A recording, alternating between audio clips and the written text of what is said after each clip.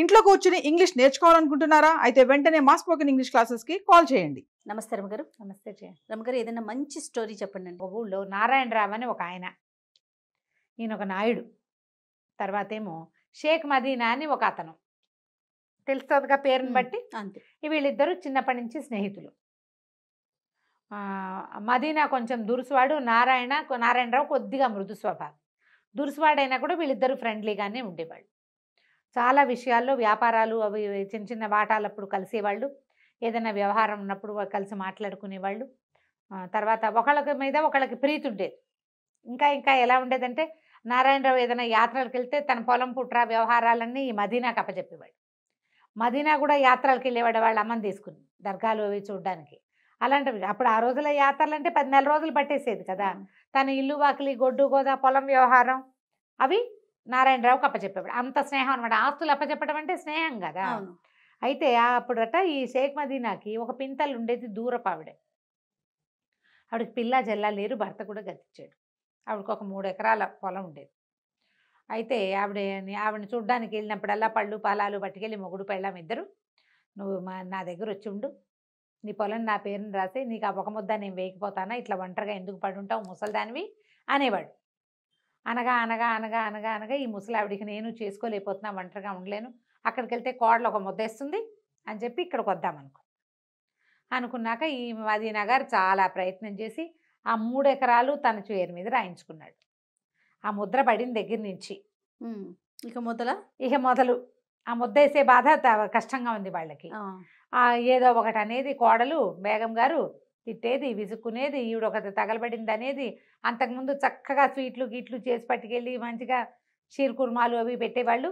షీర్లు లేవు, కుర్మాలు లేవు, కూరలకే గతి లేదు, ఏదో పచ్చడి మెతుకులు పడేసేవాళ్ళు. ఆ పడేసే తిండి కూడా తిట్టేది, విసుక్కునేది. ఇంట్లో చిన్నపిల్లలు ఉంటే చేయలేక చస్తుంటే ముసలాళ్ళకి ఎక్కడ చేస్తామనేది. ఆవిడకి మెత్తగా వండాలి, పిల్లాడికే వండుకోనా నీకే వండనా అనేది. నానా రకాలు, ఎన్ని రకాలో, ఎంత విసగటో. ఒక మనిషి వచ్చి అదనంగా మన ఇంట్లో ఉంటే ఆ మనిషి పని చేయదు, వేళకి దానికి అన్నం పెట్టాలి అంటే ఎంత కష్టమో. లోక సహజంగా జరిగేదే కదా. అక్కడి నుంచి ఏరా నాయన ఒకరోజు చెప్పింది దీనికి, మదీనాకి. ఆ మదీనా కూడా విసుక్కునేవాడు. ఏమిటి వెళ్ళపడా లేకుండా ఇప్పుడేమో తిండి అలా అనేవాడు. ఎదురుపడి ఏమనేవాడు కాదు, కానీ విసుక్కునేవాడు. వినపడుతూనే ఉండేది ఆవిడికి. ఇక ఉండలేక ఆవిడ విసిగిపోయి ఓ రోజు వచ్చి, మదీనా నాయన నేను వేరే ఉంటా, నీ ఆవిడ బాధలు నేను పడలేకుండా ఉన్నా, నాకు నెలసరి ఖర్చు ఇచ్చేయి, నువ్వు నాది కాచుకుని తాగుతా, నేను మీ ఇంట్లో నీకు అడ్డంగా ఉండను, నీ పిల్లల మధ్యలో నేను కూడా ఓ పిల్లగా ఉంటే మీ ఆవిడ భరించలేకపోతుంది అనేసరికల్లో కేకలేశాడు. అదేమిటి ఇంకా నయం, కాచుకుని తాగటం ఏమిటి, నీకు పైగా నువ్వు నాకు ఇచ్చిన దానికి నేను నీకు నెలసరి ఇచ్చేదానికి సరే ఒక నెలకు వస్తుంది, మిగిలిన 11 నెలలు నీకు ఎవడిస్తాడు, ఏదో ఒక వేస్తున్న ముద్ద తిని ఉండాలి కానీ అన్నాడు. నా పొలం రాయించుకునేదాకా నువ్వు ఆగలేదు కదుట్రా అందావిడ. అనేసరికల్లా ఏమన్నాడు, నువ్వు ఇన్నాళ్ళు బతుకుంటావని నాకు తెలుస్తామా, చస్తున్నా నేను మొయ్యలేకన్నాడు. దాంతో ఆవిడ ఇంకా ఊరుకోలే. పైగా చుట్టుపక్కల ముసలమ్మలు ఉంటారు కదా, నీ పొలం తింటూ వాళ్ళు నిన్ను అంటమేమిటి అని ఈవిడ ఎగసం చూశారు. సరే ఈవిడ పంచాయతీకి వెళ్ళింది. పంచాయతీలో ఎవరెవరిని పెట్టుకోవాలో వాళ్ళందరికీ ఇళ్ళకెళ్ళి మాట్లాడింది. ఎందుకమ్మా ముసలిదానివి, రేపొద్దున నేను అయిపోయామంటే నిన్ను లాగిపడేయాల్సిన వాడేను, మరి అట్లా చేసుకోబోక పంచాయతీ దాకా వెళ్ళొద్దు అని చెప్పారు. కాదంది ఆవిడ. కాదు, 3 ఎకరాలు నా పొలం నా దగ్గర ఉంటే ఎవడో ఒకడు రోడ్డు మీద పోయేవాడైనా లాగేస్తాడు, అంతేగాని నన్ను అడిగి నన్ను ఇంటికి తీసుకొచ్చాక ఈ రకంగా చేసిన వాడితో నేను చచ్చినా ఉండనంది ఆవిడ. గట్టిగా ఉంది ఆవిడ. అలా వెళ్ళి నారాయణరావు వాళ్ళ ఇంటికి కూడా వెళ్ళి, నారాయణరావు ఆ ఊళ్ళో ఉన్న పెద్ద మనిషి, నాయుడు కదా అతను, పెద్ద నాయుడు. అడిగి బాబు నాయుడు గారు, నువ్వు చిన్నప్పటి నుంచి నేను నీకు తెలుసు కదా, నువ్వు కూడా మదీనాతో పాటు ఎన్నిసార్లు మా ఇంటికి వచ్చావు, పండగ వేళ నేను నీకు కూడా పాయసం చేసి పెట్టాను, మరి చూడు ఇదంతా న్యాయమో, వాడు మదీనా నన్ను పొలం అడగటం నీకు కూడా తెలుసు కదా అని అన్నది. అనేసరికల్లా ఆయన ఏమన్నాడు, బాగానే ఉందమ్మా, కాకపోతే మదీనా నేను స్నేహితులు, నే కాదన్ను, వాడికి ఎదురు నేను చెప్పలేను, న్యాయం అన్యాయం నాకు తెలిసినా కూడా మిగిలిన పంచాయతీ వాళ్ళు ఎవరేమంటారో చూడు, వాడితో నా స్నేహం చెడిపోతుంది, నేను వచ్చి కూర్చున్నా బాగుండదంటే, బాబు ఇంతేనా, న్యాయం ధర్మం లేవా నాయనా, మీ నాన్న ఎంత గొప్పవాడు, పెదనాయుడు గారు ఎంత గొప్పవాడు, నువ్వు మంచివాడివి, నువ్వు కూడా ధర్మాత్ముడివి, నాకు తెలుసు కదా నీ వ్యవహారం అంతా, వచ్చి పంచాయతీలో అన్నా కూర్చోవా కూర్చోవా అని అడిగింది. సరే నేను యువతలు కూర్చుంటానమ్మా, నేను పంచాయతీలో ఉండను, పక్కన కూర్చుంటాను అన్నాడు. బాగుంది. సరే వస్తానన్నాడు. ఆ పంచాయతీ రోజున వాళ్ళు ఓ 10 మంది చేరారు. ఈ మదీనా కూడా వచ్చాడు. మరి ఎవరినైనా సెలెక్ట్ చేసుకోండి ఒకళ్ళ న్యాయానికి అంటే ముసలమ్మ ఎవరైనా నాకు పర్వాలేదండి, కానీ నాకెందుకు, ఆవిడే కదా కేసు పెట్టింది, ఆవిడకే ఇవ్వండి అన్నాడు. అంటే నేను నారాయణరావుని ఎన్నుకుంటానంది ఆవిడ అందరిలో అనేసరికి ఇప్పుడు నేను కాదనకూడదు, నారాయణరావు తప్పు. ఈ మదీనాకి ఏమన్నా అమ్మాయి నారాయణరావు అయితే నా స్నేహితుడు అనుకున్నాడు. చిన్నప్పటి నుంచి గోళీలు ఆడుకుంటూ పెరిగాం మేము. మనమాటే చెప్తాడు కదా, ఓకే ఎట్లా కొట్లా వాడి దగ్గరే ఉండు, ఇప్పుడు వెనక్కి నీకు 3 ఎకరాలు ఇప్పించాం తూచంటాడు అని నమ్మాడు. ఆ గట్టెక్కి కూర్చునేసరికి నారాయణరావు కనిపించింది. మదీనా నా స్నేహితుడైతే ధర్మం కదా నాకు స్నేహితుడిగా ఉండవలసింది, మదీనా తరఫున నేను మాట్లాడకూడదు అని ముసలమ్మకి ప్రతి నెల డబ్బివ్వు, లేదా ఆమె పొలం ఆమెకివ్వు అని చెప్పాడు. ఇదే చెయ్యాలి. పొలం ఇస్తావా, నెలసరి డబ్బు ఇస్తావా? నువ్వు నెలసరి డబ్బంటే చాలున ఆవిడ బతుకున్నంత కాలం నువ్వు పంచాయతీలో సమర్పించాలి ప్రతిరోజు, ప్రతి నెల పంచాయతీ నుంచి డబ్బులు తీసుకుంటుంది అనేసరికి ఇక తప్పనిసరి అయిపోయింది. ఏ పొలం అయితే ఈవిడి పేరు తన పేరు మీద మార్పించుకున్నాడు, అది కూతురికి కట్నంగా ఇస్తానని ఒప్పుకున్నాడు ఎవరికో. ఇప్పుడు అది ఇవ్వలేడు.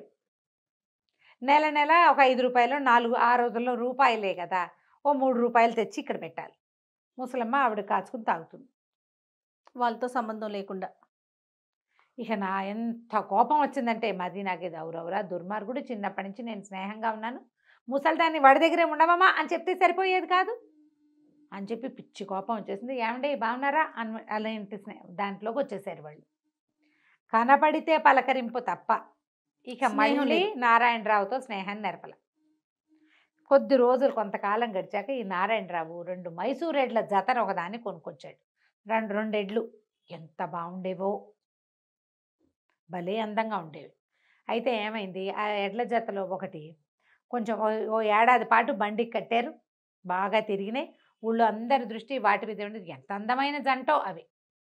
సడన్గా ఒక ఎద్దు కాస్త చనిపోయేసరికల్లా మదీనా అందరి దగ్గర ఫ్రెండ్స్ దగ్గర ఏమనేవాడంటే, నాకు అన్యాయం చేశాడు, వాడికి శాస్తి అయింది, నాదే కొట్టింది, బేగం గారు కూడా అలాగే అనేది, ఇట్లాగే అనేవాళ్ళు వెనకాల మాటలు అనమాట. అయితే ఏమైంది, ఒక్కెద్దే ఉంది, ఈ ఒక్కెద్దుకి దానికి సరిపడా జంటను కొనడానికి చాలా ట్రై చేశాడు, కానీ పొట్టో ఏవి సమానంగా వచ్చేవి కాదు. అయితే ఆ ఊళ్ళో అప్పల స్వామిని ఒక బండి ఒంటెద్దు బండి వ్యవసాయం చేసుకునేవాడు ఒక అతను ఉండేవాడు. పెళ్ళాం అప్పలమ్మ, అతను అప్పల స్వామి. అతను ఏం చేశాడు, ఈయన దగ్గరకు వచ్చి నారాయణరావు నాకు ఒంటెద్దు బండి ఉంది కదా, పాత ఎద్దు ఎప్పుడో పోయింది, బండి అలాగే ఉండిపోయింది, మరి ఊళ్ళో అంతా మాసోళ్ళు వచ్చినా ఇప్పుడంతా వడ్లను ఇళ్ళకి చేర్చుకునే రోజులు, ఇలాంటప్పుడు కనుక నాకు ఎద్దు దొరికిందా, నేను చాలా హాయిగా వ్యాపారం చేసుకుంటాను అని మీ ఎద్దుని నాకు ఇవ్వండి అన్నాడు. 200 ఎద్దు, 400 పెట్టి తెచ్చాడు, 200కి ఒక ఎద్దు పోయింది పాపం. ఈ రెండో ఎద్దుకి 200 అంటే ఏమన్నాడు, అలాగే బాబు కొంచెం వ్యాపారం సాగనివ్వండి ఇస్తానన్నాడు. సరే ఈ బండి కట్టుకుంటే బండి చక్క పరిగెత్తేది, విపరీతంగా బండి వ్యాపారం చేసుకున్నాడు అప్పల స్వామి. అయితే ఏం చేశాడు, ఎంతసేపు గడ్డి మోపులు మోసేవాడు కానీ 4 పరకలు ఆ ఎద్దుకు వేసేవాడు కాదు అప్పల స్వామి. ఏదో ఎండుగడ్డి దొరికింది తినేది పచ్చికే తప్ప దానికి ఆహారం దొరకల. అంతకుముందు మైసూర్ ఎడ్లకి కొంచెం కాస్త చేత కావాలి, చక్కగా ఉలవలు, కాస్త దాణా, చిట్టు, తవుడు అలాంటివి పెడితే అవి నున్నగా ఉంటాయి. ఒట్టి గడ్డితో దాని బండి నడవద్దు దాని రకం. పైగా నారాయణరావు ఇంట్లో ఉన్నప్పుడు వాళ్ళు తవుడు చిట్టుతో పాటుగా మినపగడుగు పెట్టేవాళ్ళు, మినపొట్టు పెట్టేవాళ్ళు, ఎంతసేపు ఎద్దుని పోషించడంలో ఉండేవాళ్ళు. అప్పుడు నున్నగా ఉండేది. పైగా జోడిపోయిందన్న బెంగ ఒకటి ఉంది దానికి. ఇక్కడికి ఆహారం లభించక మెల్లిగా చిక్కిపోయి ఒకనాడు చాలా బరువు ఎక్కువ వేసేసాడు. ఒంటెద్దు బండికి 2 ఎడ్ల బండికి తేడా ఉంటుంది. 2 ఎడ్లు ఉన్నప్పుడు బరువు సమానంగా పంచుకుంటాయి. అవి ఒకటే ఉంటే అదొకటే కదా లాగాలి. దాంతో విపరీతమైన పనులతోటి ఆ ఎద్దు అలసిపోయింది. శక్తికి సరిపడా ఆహారం లభించాలి, ఎక్కడో కూలిపోయింది. అది కూలిపోయేసరికల్లా ఇంకేముంది, అయిపోయింది.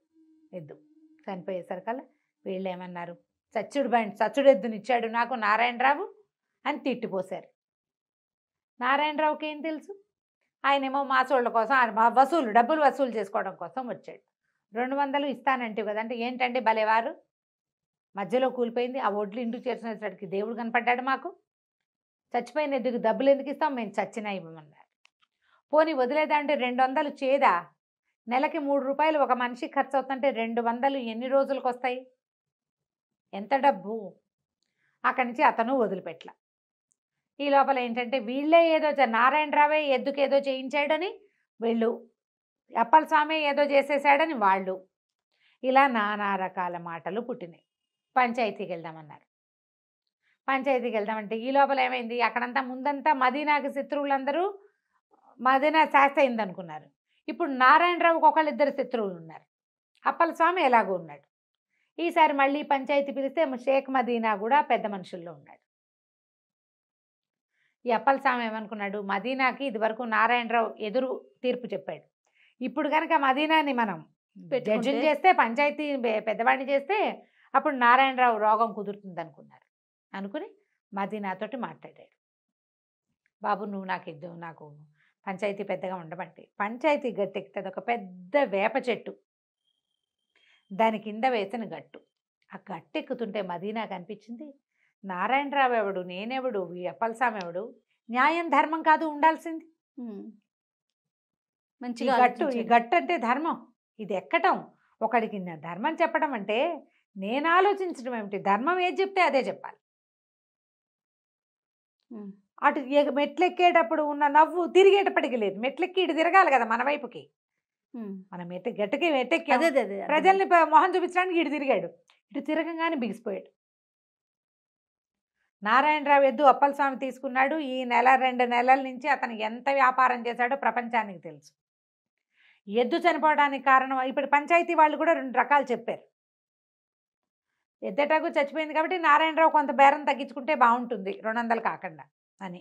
ఎద్దు చచ్చిపోవడానికి అప్పల స్వామి కారణం వాడిని శిక్షించాలని రెండోది. ఇతను చెప్పాలి అసలు తీర్పు. అంతకుముందు ముసలమ్మప్పుడు కూడా అంతే పొలం ఇస్తావా ఈ అమ్మాయిని పోషిస్తావా అని. అయితే ఇతను ఏమన్నాడంటే ఎద్దు చనిపోవడానికి నారాయణరావుకి సంబంధమే లేదు. 2-3 నెలల పాటు ఎద్దు మీద వ్యాపారం చేసి డబ్బులు వెనకేసుకున్నవాడు మొదటి నెల డబ్బులు రాగానే నారాయణరావుకి ఎందుకు ఇవ్వాల?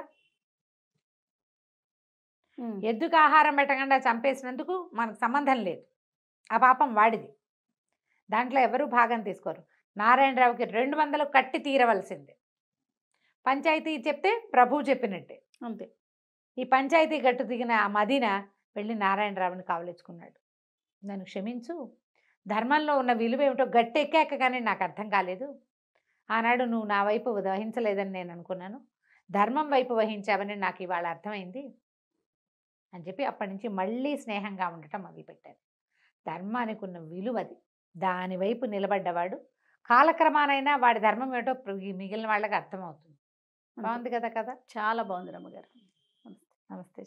సుమన్ టీవీలో మీ పర్సనల్ అండ్ బిజినెస్ ప్రమోషన్స్ కోసం కింది నెంబర్కి కాంటాక్ట్ చేయండి.